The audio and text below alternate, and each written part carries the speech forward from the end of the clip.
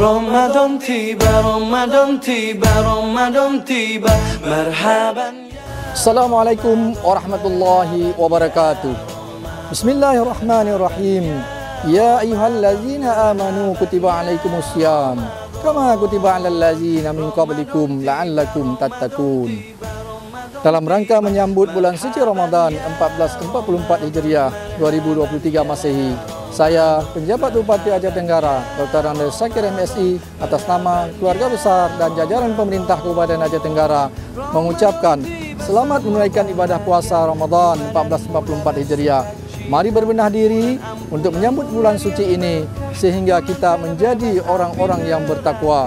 Amin, amin ya rabbal alamin. Marhaban ya Ramadan, marhaban ya Ramadan, marhaban ya Ramadan. Assalamualaikum warahmatullahi wabarakatuh.